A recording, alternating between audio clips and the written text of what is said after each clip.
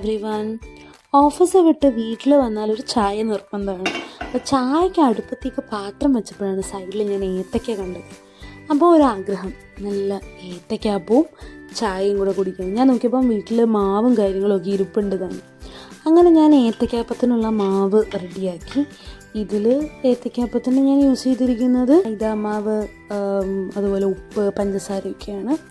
അപ്പോൾ അതൊക്കെ മിക്സ് ചെയ്ത് എല്ലാം റെഡിയാക്കി ഇതാ നല്ല ചൂട് എണ്ണയിലേക്ക് നമ്മുടെ ഏത്തയ്ക്ക അരിഞ്ഞത് ഞാനിങ്ങനെ ഇടാനായിട്ട് പോവുകയാണ്. ആദ്യമൊക്കെ എനിക്ക് ഭയങ്കര പേടിയായിരുന്നു എണ്ണയിൽ ഇങ്ങനെ ഏത്തയ്ക്കൊക്കെ ഇങ്ങനെ ഇടുന്ന കാണുമ്പം. ഇത് മാത്രമല്ല കേട്ടോ, ബജ്ജി ഏതാണെങ്കിലും എനിക്കൊരു ചെറിയ പേടി ഉണ്ടായിരുന്നു. പിന്നെന്താ പറയുക, സമയം പോകുന്നതനുസരിച്ച് ഈ പേടിയൊക്കെ മാറി.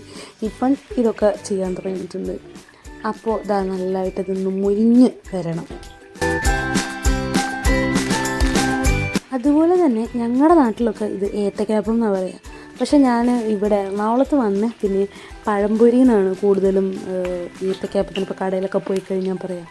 അപ്പം അങ്ങനെ സ്ഥലം അനുസരിച്ച് ഇതിന് വ്യത്യാസം ഉണ്ട് തോന്നുന്നു. നിങ്ങളുടെ നാട്ടിലൊക്കെ എന്താ പറയുക?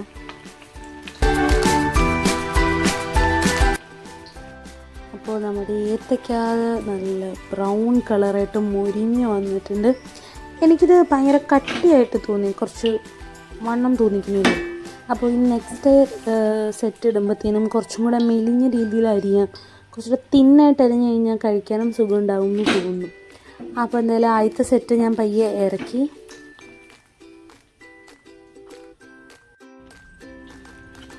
നമ്മുടെ ഇവിടെയൊക്കെ ഇങ്ങനെ പലഹാരമൊക്കെ ഉണ്ടാക്കി കഴിഞ്ഞാൽ ആദ്യത്തെ ഒരിത് നമ്മൾ അടുപ്പിന് വെച്ച് കൊടുക്കുകയെന്ന് പറയും. നമ്മുടെ അമ്മൂമ്മമാരൊക്കെ ചെയ്തിരുന്നതാണ്, അങ്ങനെയാണ് ഇപ്പോൾ എനിക്കും അറിയാവുന്നത്. നിങ്ങളുടെ അവിടെയൊക്കെ ഇങ്ങനെ ചെയ്യലുണ്ടോ?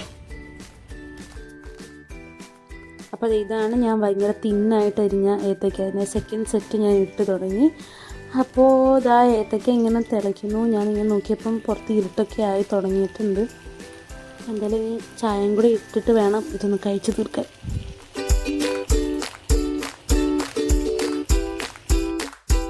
അപ്പം നമ്മളിതാ പലഹാരമൊക്കെ ഉണ്ടാക്കി കഴിഞ്ഞു. ഇപ്പോൾ ഈ ചായ തിളയ്ക്കുന്നു. നല്ല ചൂട് ചായയും പഴംപൊരിയും കഴിക്കാൻ റെഡി ആയിട്ടിരിക്കുകയാണ് ഞാൻ.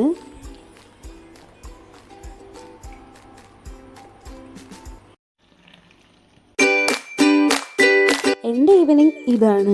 അപ്പോൾ അടുത്ത വ്ളോഗിൽ കാണാം. ബൈ.